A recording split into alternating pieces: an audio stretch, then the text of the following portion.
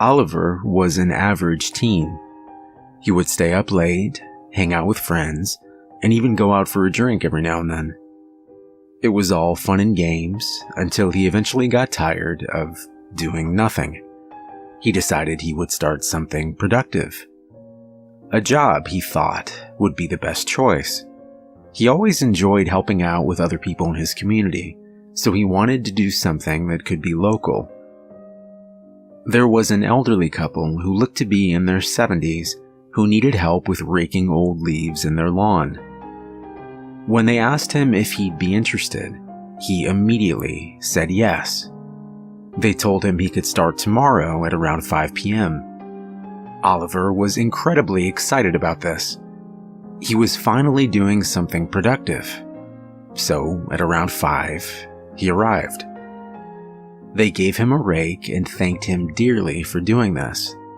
They left soon after for a birthday party. Their lawn was quite large, and because of this, there were many leaves. He had brought 2 garbage bags with him in case one wasn't enough, and he began. Around half an hour into raking, he noticed something at the far end of their lawn. A scarecrow. He didn't mind it at first, but as he got closer, he felt uneasy.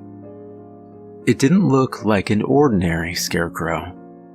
It had a leather jacket on, torn up jeans, shoes, but no hat.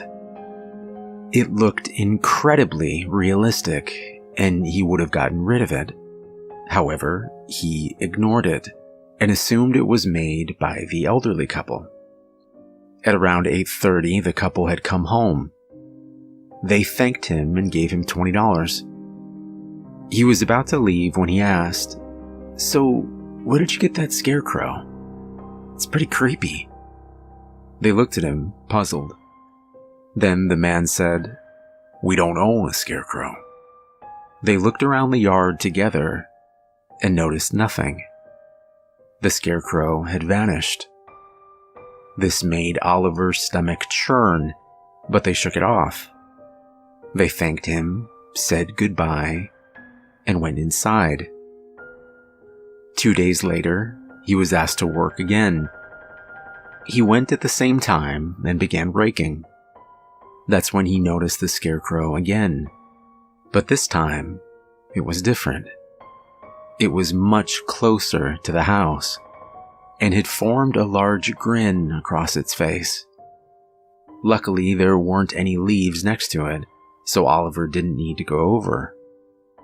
At 6, he was done. They thanked him. This time, he never told them about the scarecrow. He thought they would have called him crazy. The next day, Oliver was walking home from school. While doing so, he passed by the elderly couple's house. Upon looking, his heart stopped. At least 2 cop cars were present, and 1 ambulance. There was caution tape all around, and he could see stretchers being carried out, with bodies covered by a white blanket. He ran up to an officer and asked what had happened. Oliver was told that the couple were murdered last night. The officer asked him if he had noticed anything strange. Oliver was speechless. His voice trembled as he told them about raking the leaves and described the scarecrow.